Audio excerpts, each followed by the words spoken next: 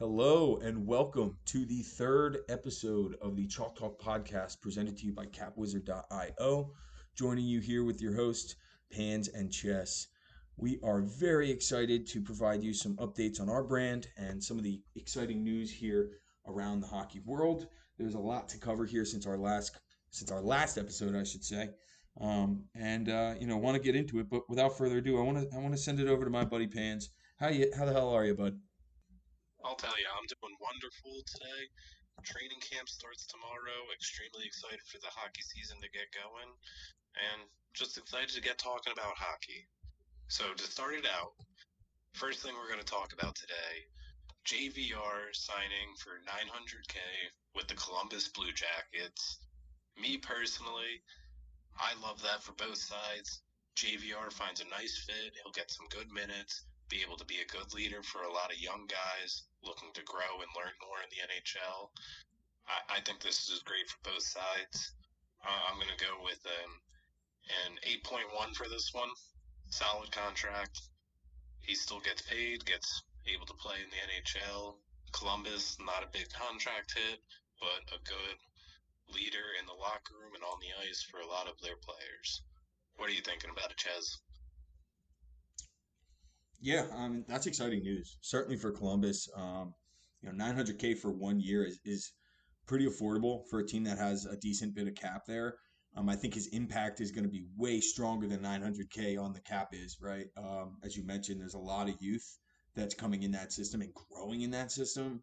Be exciting to see him maybe take some power play time, as we've seen with the Bruins and when he was playing with the Flyers.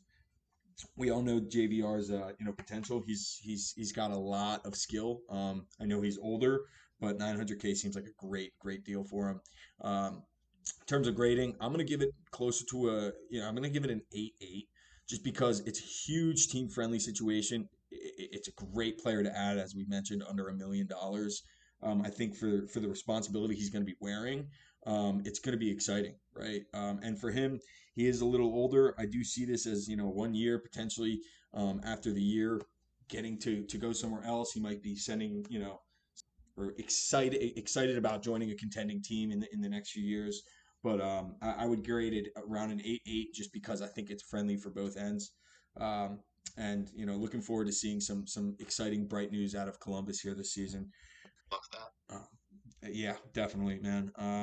Next piece of news that we definitely want to cover, it actually revolves Antti Ranta. He came out last week and announced that although he had a few offers from the NHL, he actually chose to take his talents back to the European side of the world. He wants to consider playing and potentially finishing his career out there. Want to give him a great shout out. As a Blackhawk fan growing up, I got to watch him grow and start in that organization and play for a number of other teams. I love him. As a goalie, I got to watch him really turn into a great 1A 1B split option for a lot of teams here in the league. He had some great seasons in the NHL, and if this is the last we see of him in the NHL, he'll definitely be missed. But wishing him all the best in his next endeavors, whatever that might be. If that ends up being coaching, or if he ends up playing again for a different team out there, best of luck, Auntie. And we're rooting for you for sure. Is there anything you'd want to kind of add on top of that, there, Pans? Nothing too crazy, but I do think it's something important to cover. Antti Ranta has been a very solid goalie for both both of our lives. I think it's a great move for him to go back to the Europe. I'm assuming he's going to play in the Liga back home. He's Finnish. I think this is a great way for him to end a solid career in the NHL, but to be able to go home, see his family a bit more, and still be able to play the game that he loves. Yeah, man. I love that. I think he's a seasoned vet, and anybody out there would be lucky to have someone like that in their crease for sure. Yeah. Moving on, next topic we'd like to discuss is Kevin LeBanc signing a PTO with the Devils.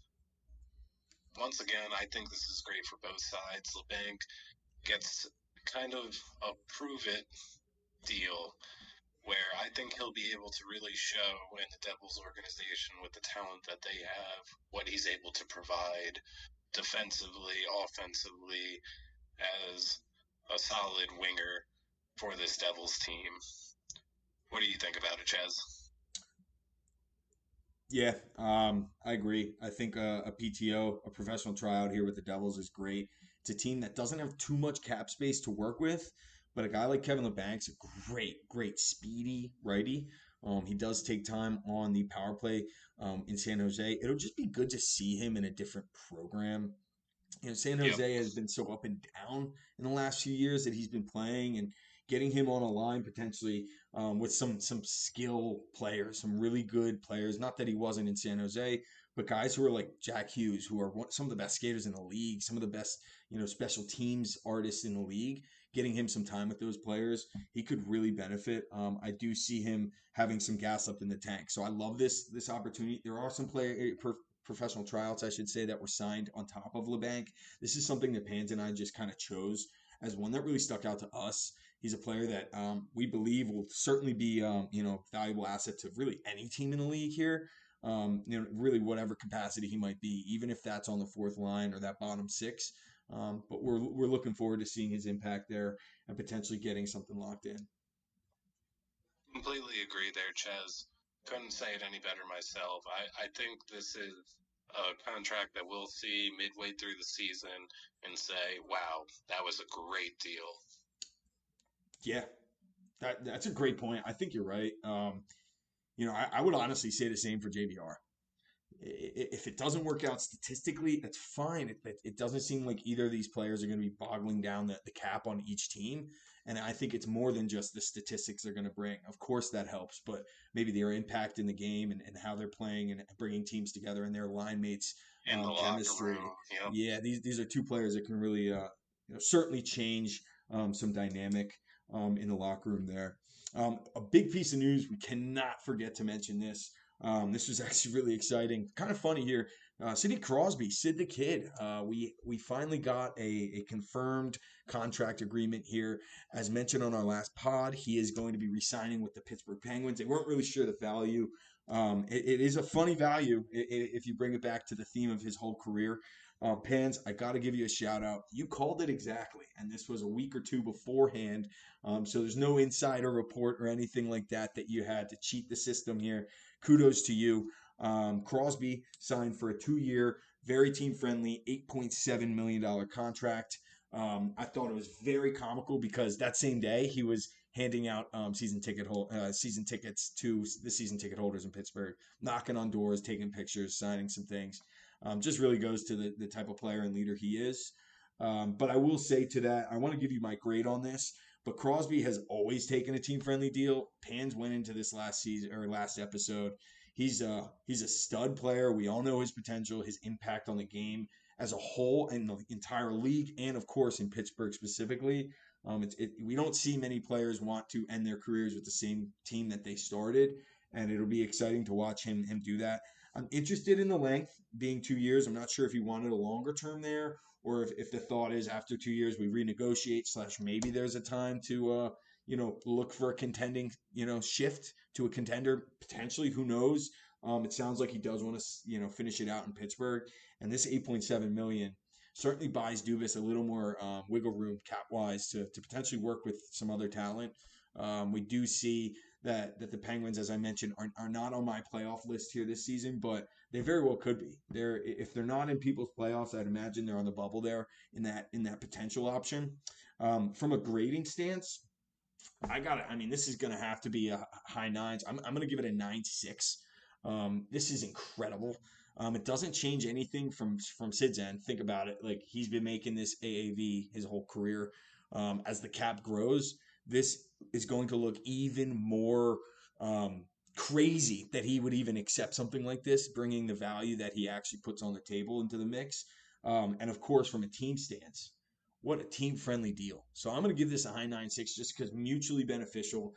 He wants to win another cup. He wants to solidify himself as one of the GOATs, if not the GOAT. It's hard to say with Wayne, but I would already have him on my Mount Rushmore. So, not that he needs more accolades, but of course you're always chasing more success and more wins. And of course the cup is a trophy you're never going to stop chasing as an NHL player. So kudos to him. Hopefully the Pittsburgh Penguins can potentially be back in that mix, fighting for Lord Stanley here in the coming years, especially with that, great contract value there. But Panz, I'd love to hear your take and your grade here. What's your thoughts? I'm a very big fan of this signing for many reasons, but mostly being that it's a team-friendly deal at 8.7, where he could realistically get 10 from just about any NHL team, probably more from a couple others. But this is huge for the Pittsburgh Penguins to be able to go out and sign other key players to try and bring this franchise back to what it was most of our lives. I think this is a great deal for the Penguins. The amount of money that they're saving on one of the best players of all time, not just this generation. Overall, I'd have to. I want to give this grade an 8.7, but it's rightfully not deserved. I think you're right around a 9.6. Honestly, I might go 9.9 because I think this is, once again, a great team friendly deal. Helps out the team, being able to get other talent in to help get back to the playoffs, chase that cup. And it's also a solid amount of money. He's still getting about 8-9% of the team cap percentage, which is not as high as many of the other players amongst his skill level, but still enough money to not complain about. Very happy with this contract. Definitely. I definitely agree. I love that. 8.7, just a common theme, huh? But I know we had another signing here. Did you want to cover Lucas Raymond here, bud? Yeah, so moving into our next signing here, we have Lucas Raymond coming in 8 years, 8.075.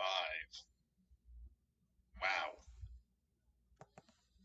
I think this is huge for the Detroit Red Wings to try to really take that next step for moving along in the franchise, signing a big guy, not physically, a big guy statistically, and his presence is felt on the ice every single shift. I think he's one of the best up and coming wingers in the league. He's small, shifty, able to get around guys, but he makes great passes each and every shift, always looking for somebody else to be open to try to work the play a little bit more. Last year, he played every single regular season game, which I think is absolutely huge for a guy who's only 5'10", and this being his third NHL season, his second time playing every regular season game, the other season being 74 out of 82. I think it's huge that a guy who's only 5'10" is able to stay healthy that much in the regular season. And last year, he put up career best in goals with 31 and assists with 41. I think he's just going to continue to keep growing and growing and eventually outgrow the worth of that contract to where it's going to look like a steal at some point down the future for the Red Wings. I'd have to grade this as 9.5. I think this is a good contract to where what he's currently worth, and he'll be worth a good bit more in the future, I do believe. What do you think, Ches? Man, I love that perspective here. I know I love this for the Red Wings. Looking at their cap situation, it's going to be exciting to watch a guy like Lucas Raymond, Dylan Larkin, and Alex DeBrincat in the front there for long term. They're all locked up for at least 3 more seasons here. Dylan Larkin and Lucas Raymond for the longer haul there. And of course, they have Patrick Kane in the mix. So the way I see this Lucas Raymond trade is or signing, we watched him grow, watching him perform in the World Juniors for Sweden, watching him perform at a young age in the NHL was very impressive. He was a sleeper that you were always bugging me. Hey, watch this guy. This guy will be a stud. Do not sleep. And I kept thinking, oh my gosh, he really does have great potential, and we got to watch him grow. So I love this. I love this contract. I do see a lot of people maybe naysaying it up front, but with the contract being 8 years, I think that's important when you bring in cap space. We really have been talking about this growing cap But it plays into these contracts, especially this one, right? You said it yourself, like they're 2, 3 years down the line, he could be playing like a $9, $10 million player. He has that potential. He's a very great righty on a team that is going to be having a lot of skill around him to help complement. So I'm excited to see him continue to flourish and grow into one of the best leaders on that team. He is still young. I know they do not have too much space, but they do have some room, and they're looking to sign Mo Sider as well. So I'm curious what happens there. We're actually going to be reviewing some of the Detroit Red Wings moves and team analysis later on in this episode, so we'll be covering some of that. For a grade here, I'm not going to go as high as you. I'm going to probably go 8 and 9 here, just being that he is a great player. He does have potential. Some would still argue maybe he's not worth that 8 million quite yet. But of course, who's to say that? There's two sides to the coin there. I believe he is, and I certainly believe give it a year, 2, 3 years from now, I think a lot of people are going to be like, wow, this is one of the best contracts in the league. And that's something that we're looking forward to doing, throughout the time here with Chalk Talk is providing some analysis on good contract versus bad contracts across the entire league. This is a very, very exciting one, especially if I was a Red Wings fan. He's someone that will certainly be, a massive, massive piece of the future here. So I don't know if the Yzer plan has gas left in it, but I'm not giving up on it yet. That's for sure. Um, Now, I want to move to the next signing here. Actually, recently just hit today. Peyton Krebs resigns with the Buffalo Sabres, one of their young players. Yep. It's a very exciting one.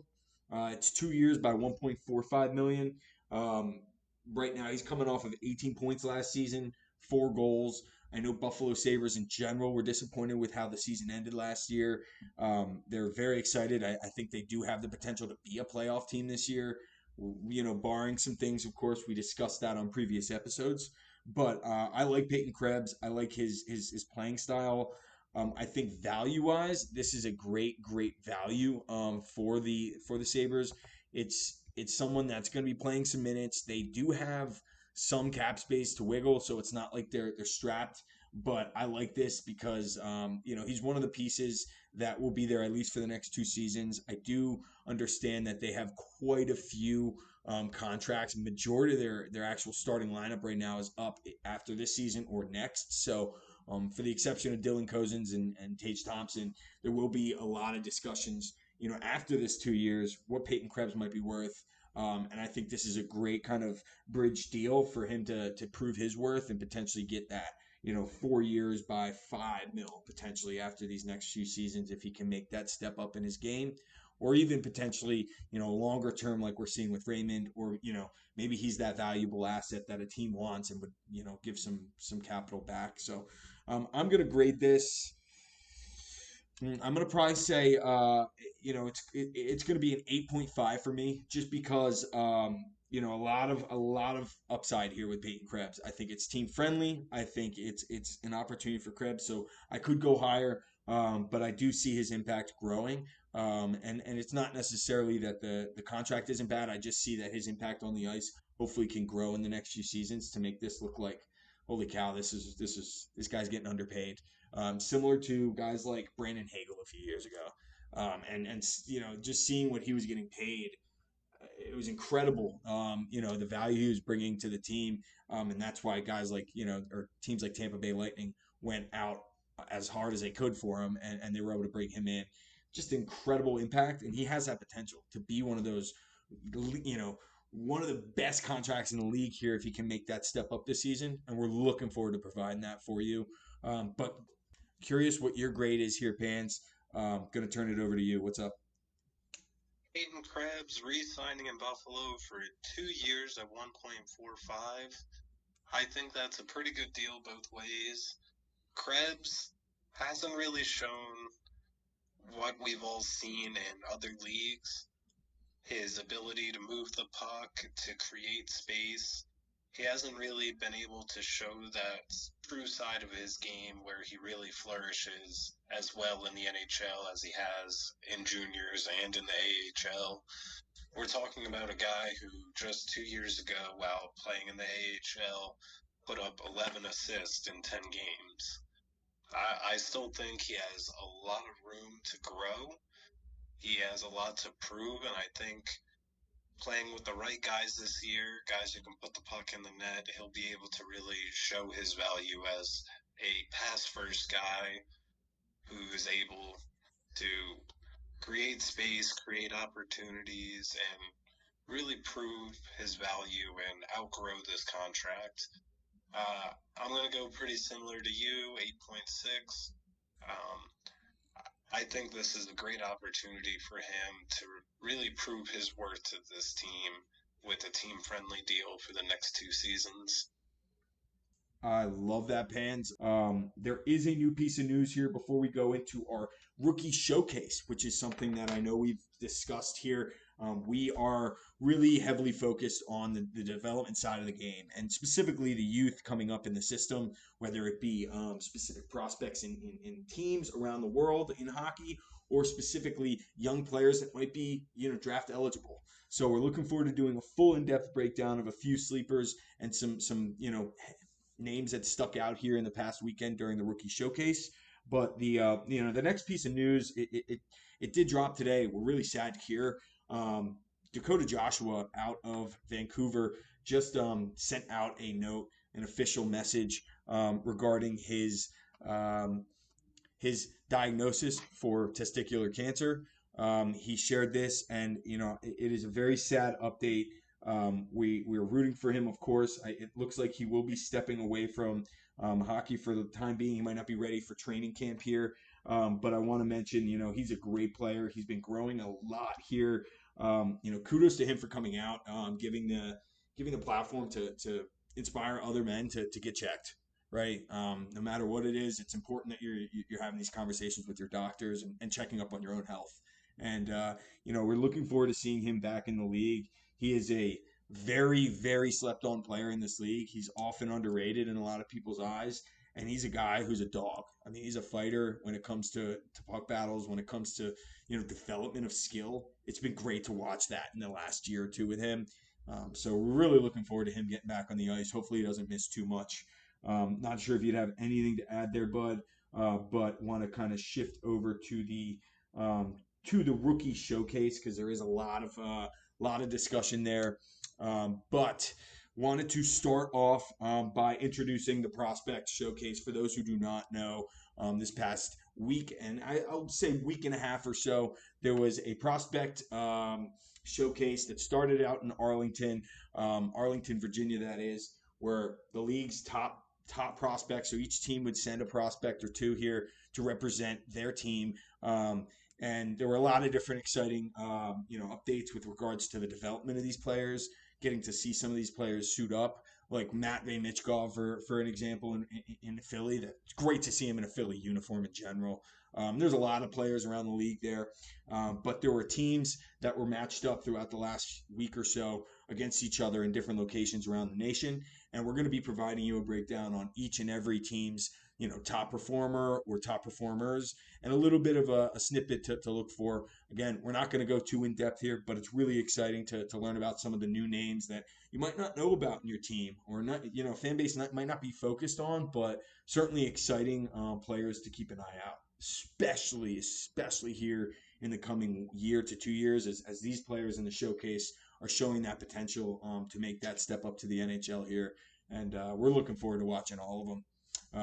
Now, the first team that starts off, we're gonna kick this off from an alphabetic stance. It's gonna be the Anaheim Ducks. I'm gonna be covering this. Panz is actually gonna be handling the East Conference, and I'm gonna be handling the Western Conference, I should say. But with regards to the Ducks, there were a few names that stuck out to me. Cutter Gauthier, he's a great player. We understand his past with the Flyers, but him moving over to the Anaheim Ducks, we've seen nothing but confidence out of him. Tristan Luneau, defenseman who was actually named the captain to their prospect team, and Tyson Hinds. All three players were great chemistry. It seems. Actually, Hinds was interviewed afterwards. Really excited to grow that chemistry between the three of them. So really happy to see that. I know Cutter scored a goal in that 4-3 win over the Avs.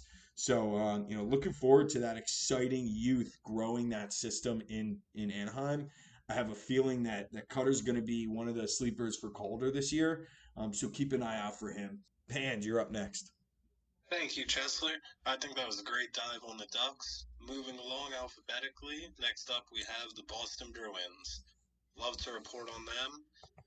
And with the prospect showcase, it's important to look at each player, whether or not this is their first year at rookie camp, second year, whether just to look for a leap in development from junior level to pro, how they're able to battle against guys of their own skill level and age.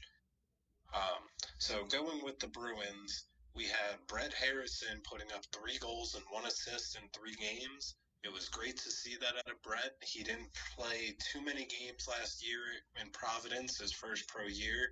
I think it was about 25 games. So very happy to see this, and I really hope he takes that next step this season. The other guy for the Bruins I want to report on is Jackson Nelson. We signed him as a free agent out of college hockey. He was the captain of Minnesota, and in his senior season, he put up 19 goals and 12 assists. He's a guy who can score as well as move the puck, play that full defensive game, but we weren't able to see that too much last year in Providence.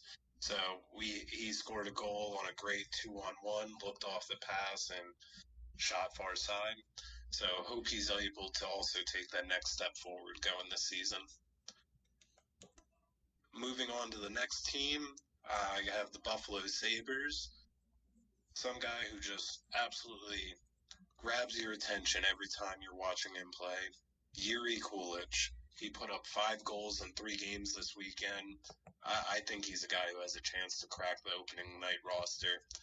He, absolutely great center. I think he has a long NHL future ahead of him. Very excited for the Sabres to have a guy like that. The other guy being Isaac Rosen for the Sabres. He had 5 assists in 3 games this weekend. On to you, Ches. Love that. That's exciting there. The next team on our list alphabetically is the Calgary Flames.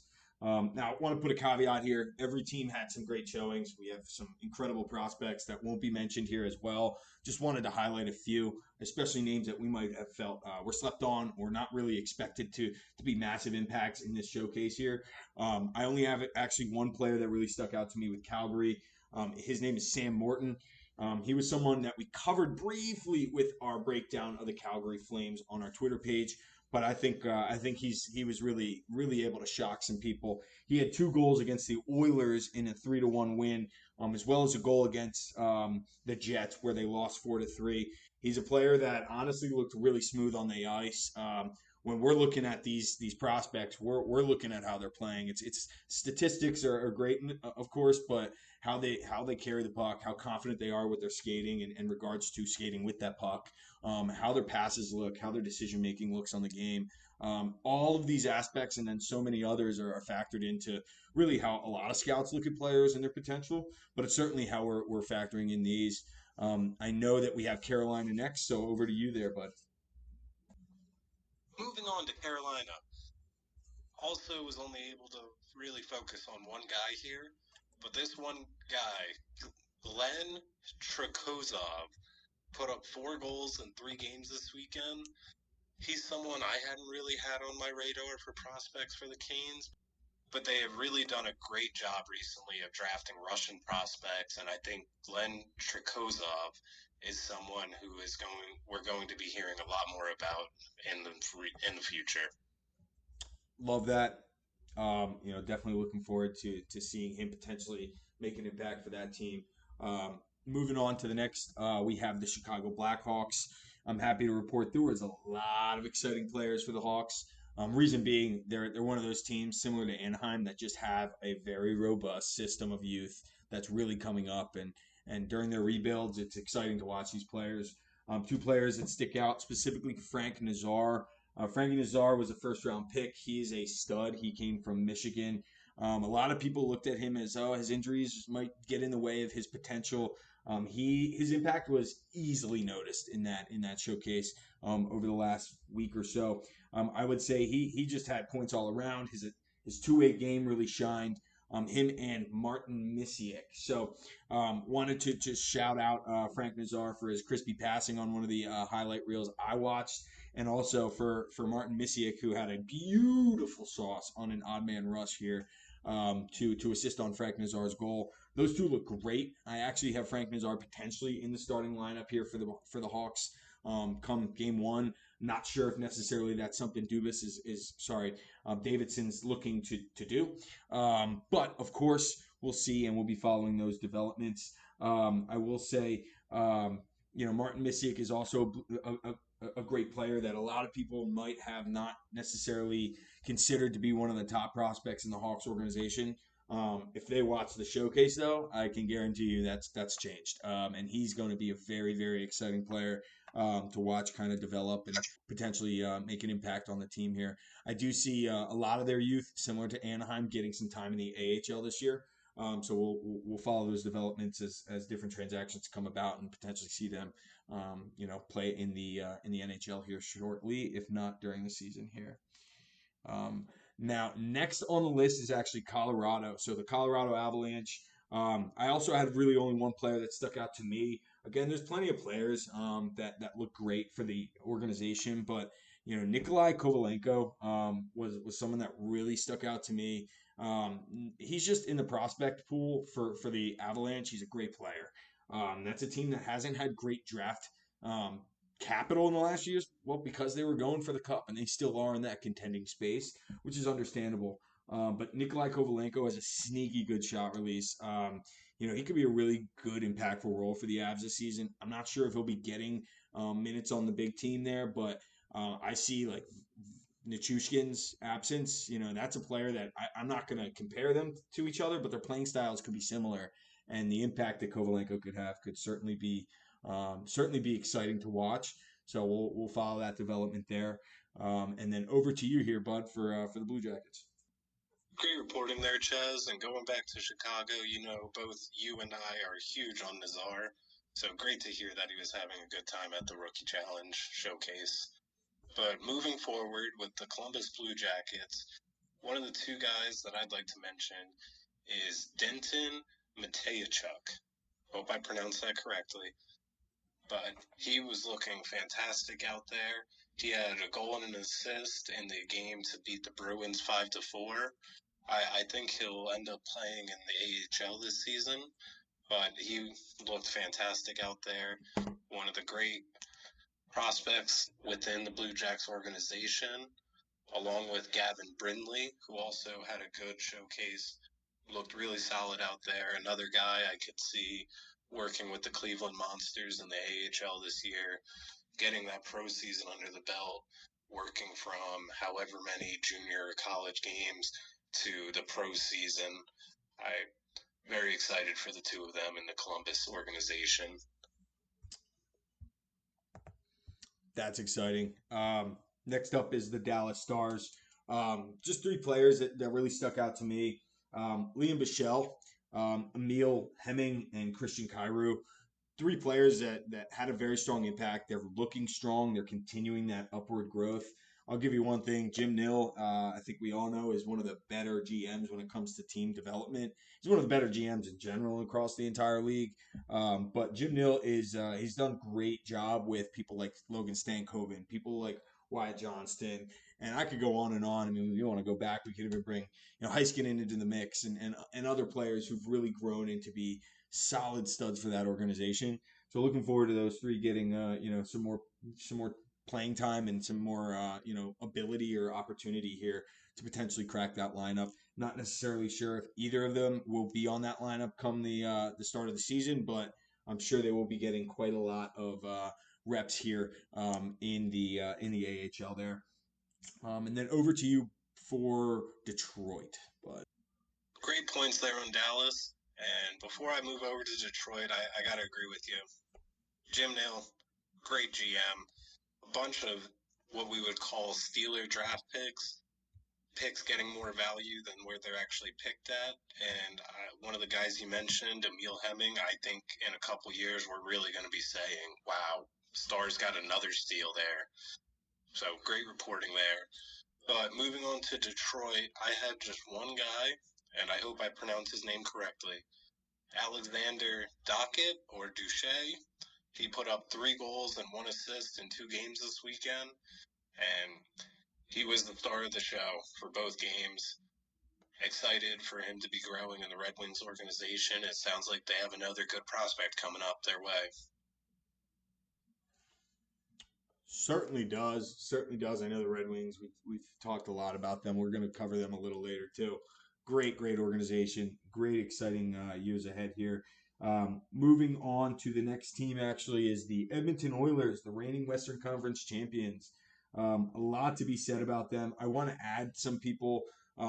Branson Nygaard, their first round pick from this last season. He looked really quick and strong with his hands. I know that Nate Danielson for the Red Wings also looked very strong. His quick puck skills are very impressive. He's another first rounder from a few years ago. He did get a great apple in the game versus Dallas, but I also had Dawsey as well. So looking forward to seeing them. Really, one player that stuck out to me in Edmonton, the one player that really kind of looked like holy cow, he could be on that roster here shortly. Matt Savoie. Now, they got him in that trade, if you all remember, in the offseason with Jeff Skinner from the Buffalo Sabres. A very, very strong, talented player with a very high ceiling. Watching him this past week was pretty exciting. He did get a great apple on the only point in the 3-1 loss versus the Flames. He looked really smooth. In terms of confidence, that guy just was moving the puck like he was a seasoned vet, and that's what you want to see. Obviously, in the showcase, sometimes they feel that way because they're playing against their peers or people their age, as opposed to playing up to some of the best talent in the world with regards to all of the superstars and all stars that the NHL brings to the table. But looking forward to seeing his confidence grow and his game grow and potentially make an impact for the Oilers. Now, next for the Oilers was actually a guy. Their goalie was Nathan Day. He didn't win the game necessarily, but Nathan Day did have 28 stops in the 0-2 loss to the Canucks. Hard to win when your offense in front of you isn't putting the puck in the net, but it was good to see Nathan Day. I loved watching him cross crease. He does look very smooth, which, as we all know, as a goalie in this game, that's really crucial. So, next team is the LA King, or sorry, actually, the next team is going over to UPans for the Florida Panthers. Moving forward with the Florida Panthers, unfortunately, I was only able to find one guy that really stuck out to me, and that would be someone that wasn't really on my radar, but Hunter St. Martin. He put up 3 goals in 3 games this weekend, and very happy for him to be able to really break out of his shell and kind of prove his worth early on in with his franchise. Love that. Looking forward to watching him. Next up on the roster here, or I should say on the team showcase breakdown, is the LA Kings. LA Kings had a lot of exciting youth. I mean, as we all know, they've had some big pieces in the last few years over with regards to Byfield, um, Grant Clark, and some others. I do want to point out a few names that stuck out to me, specifically in terms of just confidence. Liam Greentree did look strong on the puck, and Jameson as well. But the player that really stuck out to me was Brant Clark. He's been, this is one of those seasons where he's going to be relied on heavy, more so than he has in the past. I'm really looking forward to watching him really shine. Watching him handle the puck on the blue line was special. He had behind the backhand pass to really continue the cycle on a power play that I watched. Just watched like it just seemed like this guy had more confidence than we're used to seeing in a lot of different players his age. So really excited about that one there. And then next up is the Wild here. The Wild had a good last week or so. Two players that really stuck out to me were Gavin Hain and Riley Height. Gavin Hain, he actually scored one from the slot, pretty nice. He's a big body, so he'll be hard to move in the slot there. And then Riley Height, he cashed in with a rebound goal. I will say he looked like he was, always in the right spot, and that's what you want when it comes to, to hockey. Sometimes, it's not. being and chasing the puck, but it's being where the puck might go. And that's certainly a quote we've heard a lot of great ones say. If you're going to where the puck is, that's different from where it's going to be. And sometimes, being in that right spot, like a rebound or an opportunity right in front of the net, as we saw with like Zach Hyman this past season. Oh my goodness, the reward for being in the right spot can be very fruitful. So those were two players out of Minnesota that stuck out to me. Over to you for the Canadians, bud.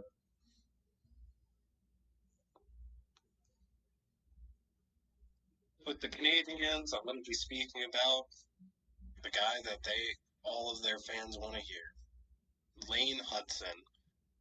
You could see he was just working at a different level than everybody else out there. His passing ability, his skating, agility, everything comes as advertised. He's a very exciting player to watch. Extremely excited for his future in the NHL, and the Canadians got a good one there. Excited to see what he's able to do this season, and hopefully we'll have more to report on him as the season goes on. Yeah, man. Lane Hudson's certainly one of the names here in the last few weeks and months that's really gaining some excitement, especially up there in Montreal. Going to be looking forward to watching him grow and potentially be a massive, massive piece for that team, and during their rebuild here to get back to that dominant team that we're used to seeing out of Montreal. Next up is the Predators. I will say there were a few names that stuck out to me here. From a confidence level, it was good to watch Joakim Kemmel. He's a player that really Joakim Kemmel was a player that they got in prior years. This is one of those seasons where we're really looking for him to get more comfortable and take more of a responsibility there and more playing time in their AHL system. But he looked dominant. He looked confident in his skating and puck movement. We're hoping that translates to the big league if he has that opportunity. But the two names that really stuck out to me statistically were Hiroki Gotchtik. I hope I'm not botching that name there. Wow, did he look great? He had two goals over the showcase weekend that to me just looked incredible, looked crispy. He looks like he's a guy who's one of the sleepers that just keep sleeping on him. He'll keep climbing and raising some eyebrows. Andrew Gibson was one of the players that I also noted for the Predators. Andrew Gibson had a nice one-timer at the point to kind of snipe for on the power play to win. That was a great shot. I will say it didn't look like he was putting everything on it, which was exciting because it was a one-timer that he was more looking for shot placement as opposed to shot speed. And boy, did that work out for them on the power play in overtime to win that game was really exciting to watch. And then I guess the next team here alphabetically will be the New Jersey Devils. So we'll go over to you for that one. Sadly, I have just one guy to report for the Devils, but he had a very exciting time at the showcase. That one guy would be Chase Stillman. He ended up putting up 4 goals in 3 games this weekend. I think the Devils have a good one in him. Most likely, he'll be starting the season in the AHL with Utica. But I thought he had a great weekend. He's still a young guy at 21. He was former first-round pick by the Devils. He put up 24 points last year in the AHL in 54 games. I think they're looking for him to take that next step forward. And I agree that I think he's going to be able to do that. Excited to watch him this season. Moving on to our next team, we have the New York Rangers. And I wasn't really able to get much out of the Rangers, but I did get some game film.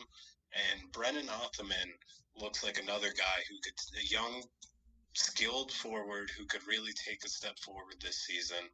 He ended up putting 49 points up in 67 AHL games last year. Where he starts out this season, I don't know, but I hope he's able to really take that step forward in his pro career. And another little tidbit about the Rangers this weekend, something you don't want to hear, is Brett Berard getting a 5-minute major and kicked out for spearing. Oh Something you boy. don't want to hear any time, but definitely not during a prospect showcase. I can't imagine Chris Drury loved to hear that or see that out of him. No. Spearing's pretty tough to make an argument for, from defending a player's stance who did it. But hopefully he still has some composure in his game, and we see him in the show here shortly. Well, next up, it looks like the Ottawa Senators, who are out of the East. Pans, who did you see out there? With the Ottawa Senators, it was honestly hard to not notice this guy. Their most recent first-round pick, coming in 7th overall, Carter, I hope I pronounced this correctly, Yakamachuk. Big 6'3", 200-pound defenseman, had a goal, and he looked really solid out there.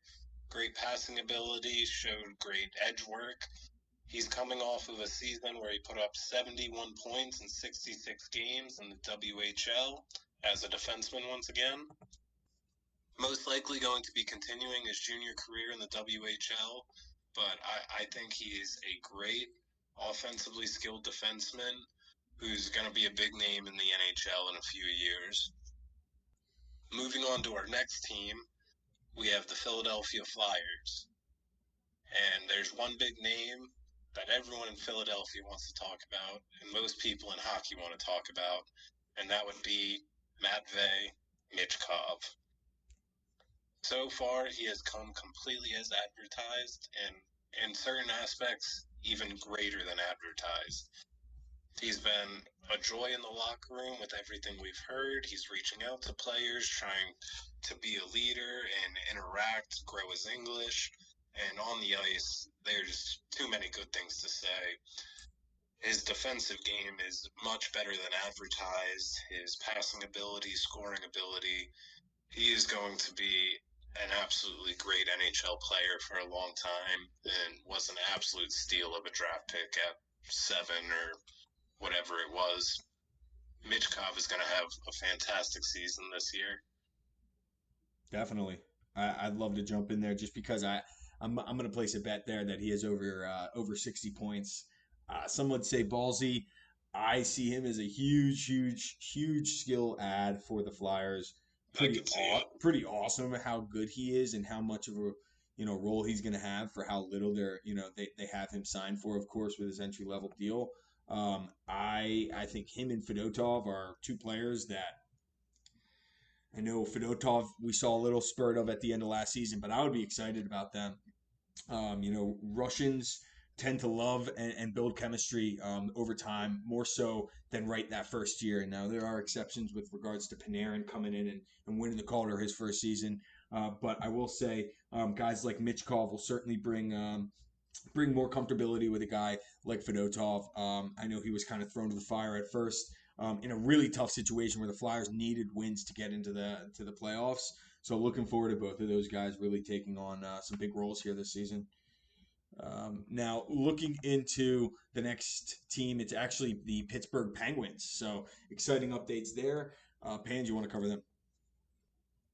Unfortunately, with Pittsburgh, I was only able to get a couple of stats, but what really jumped out to me, another prospect not really on my radar, but goaltender Sergei Murashov had a 16-save shutout in net for the Penguins.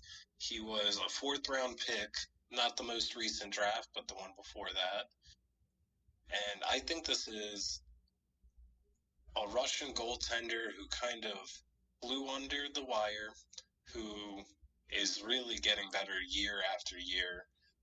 Last year in 6 games, I know it's a small sample, but he put up a .925 save percentage in the KHL. He put up a 93% save percentage in the MHL, the Russian Junior League, and ended up putting up a 92.6 in 19 playoff games in that same Junior League. I think this is a goalie who could greatly strengthen the franchise as a whole moving forward. Love that. I think that's exciting. When you look at Russian goalies, we all know that there's some great Russian goalies in the league, and they've always been bringing in some incredible talent in the crease there. So looking forward to watching that.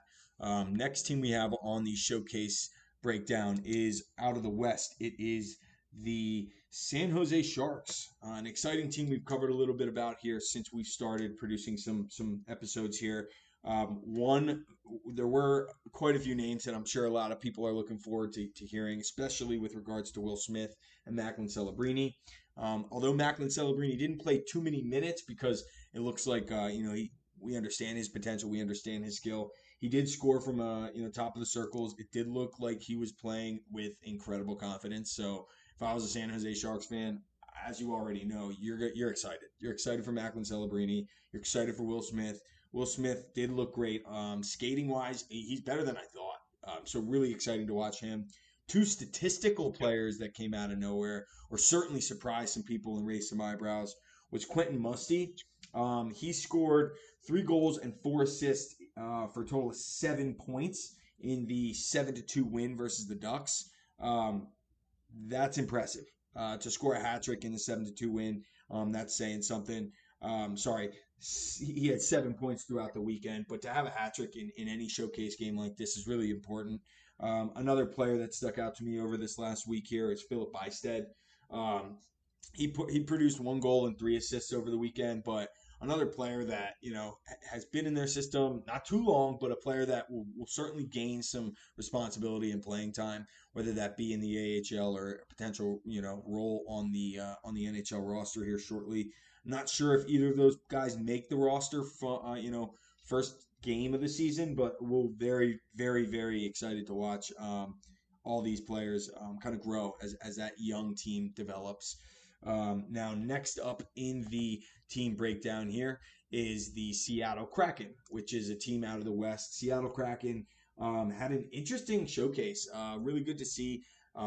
Some player that I'm sure they're excited to hear is Shane Wright. He actually was not on their roster, although that is a good thing. He looked. I would look for him to play some more consistent time in the league this year. He's definitely going to, step in as one of those players that'll get a lot of responsibility. I'm sure they're going to be putting him on both special teams units, certainly on the power play to get some of his offense kind of translating into, impacting the team there. But two players that really stuck out to me in their showcase was Jacob Melanson.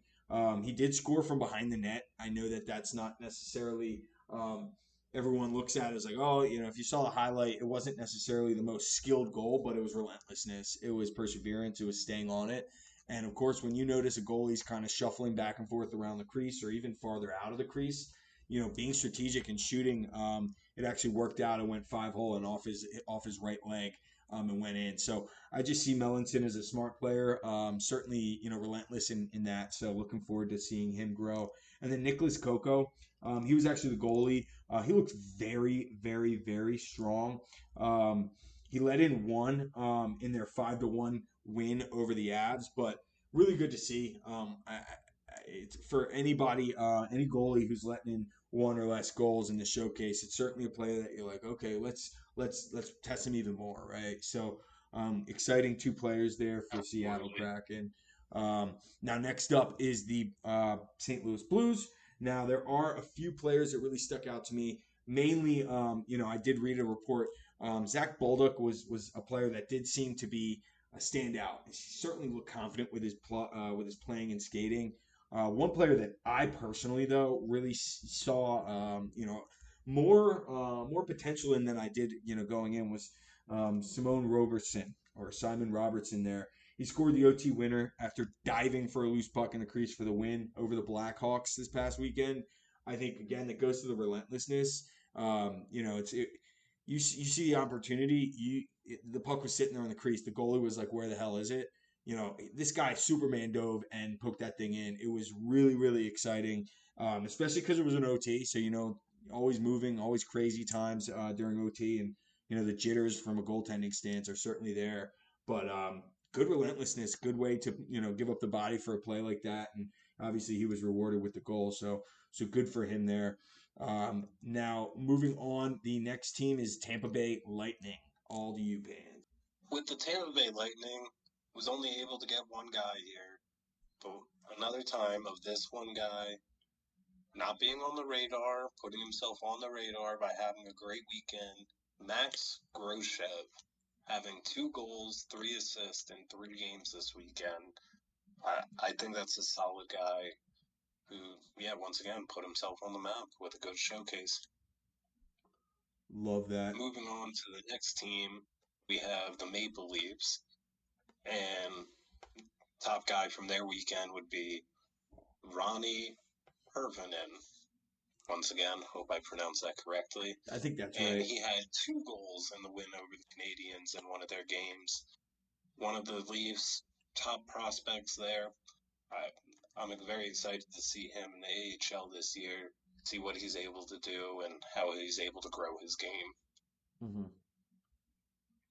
Love to hear that, especially because Toronto, being in that all in, we want to win a cup mindset. It's good to have anybody in their system growing and developing because when you're in that mindset, as we talked about with Colorado, it's hard to have a strong prospect pool when you're almost okay with giving up your draft capital because of the great skill you already have. So I love Hirvonen. I've been looking at him and watching him for quite some time now. He's got some skill. He's got some great talent.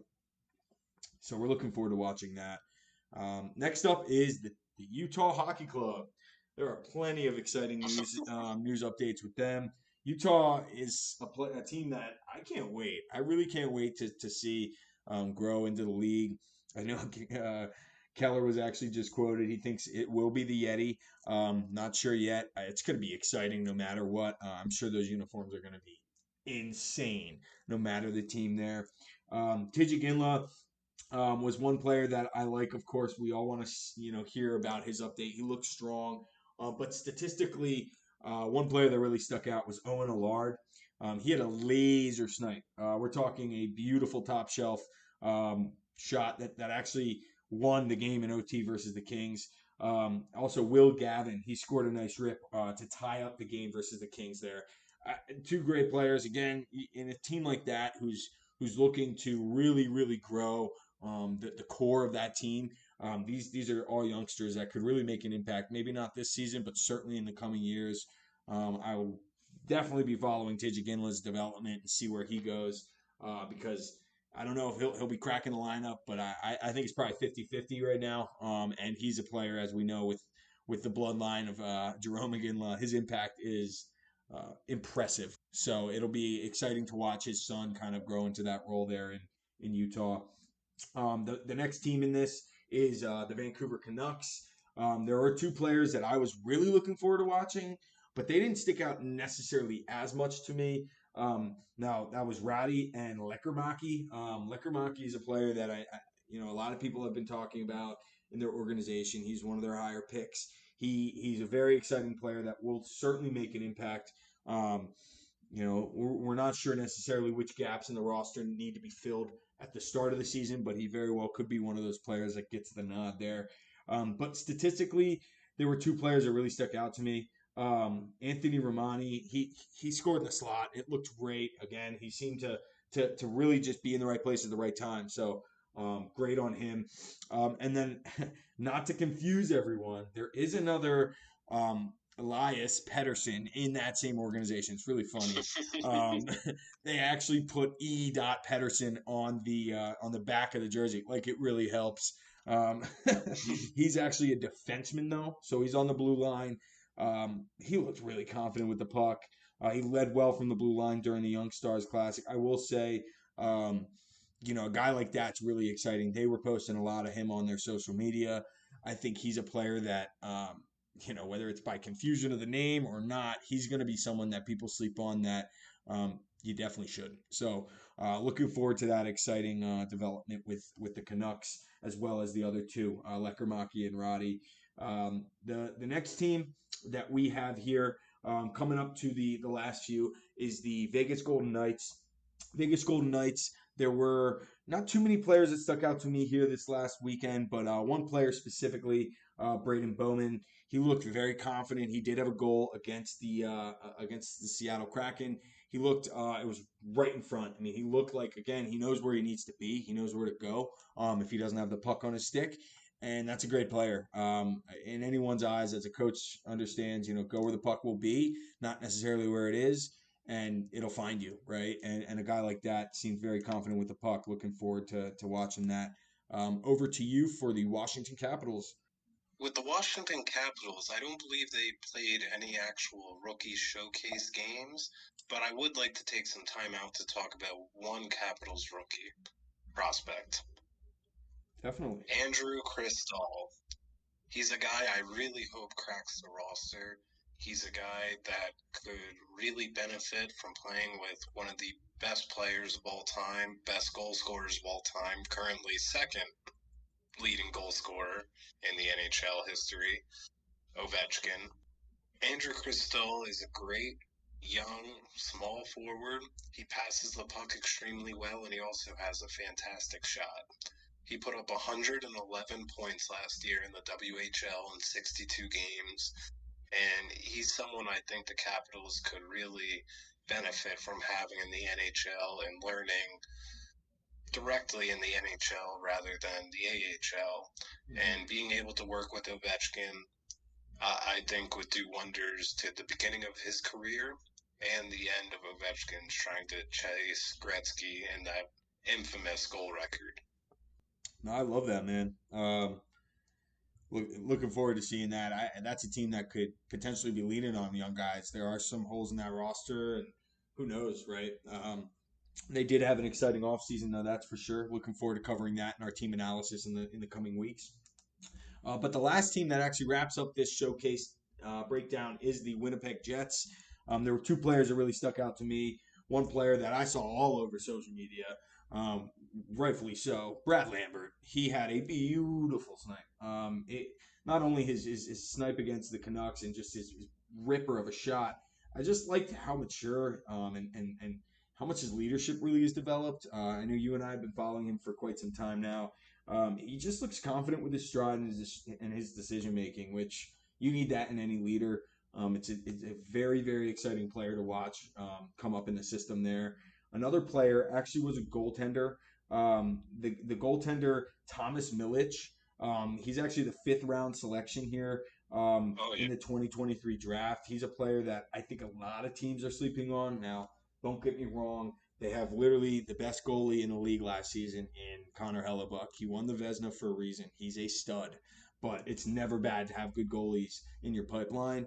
Thomas Milic, although he was drafted fifth round, he had some great saves for Team USA, or sorry, Team Canada, I should say, in the World Juniors. It's just great to watch him. I know he's going to be getting some time with Seattle with regards to the Thunderbirds there in the AHL. Really, really exciting player. But it'll be fun to watch. I'm not necessarily sure that they'll be needing him anytime soon, immediately, because of the massive contract that they recently signed with Hellebuck. But his value is certainly there. His potential's there, and it'll be fun to watch him grow and develop there. So that actually wraps it up for us here with regards to the rookie showcase breakdown. I'm very excited. I know you are too, Pans. We have a lot of young players that we weren't even mentioning here for each and every roster. That'll be very exciting to watch. I'm talking people that we're going to be having a close eye on all season and the next few years as they develop and get into their bigger roles with their NHL programs. Very, very exciting breakdown there. And there's going to be players that we didn't mention that are certainly going to stick out here. And of course, we'll be covering all of that excitement in the coming weeks. Thank you all for tuning into the first part of this week's episode.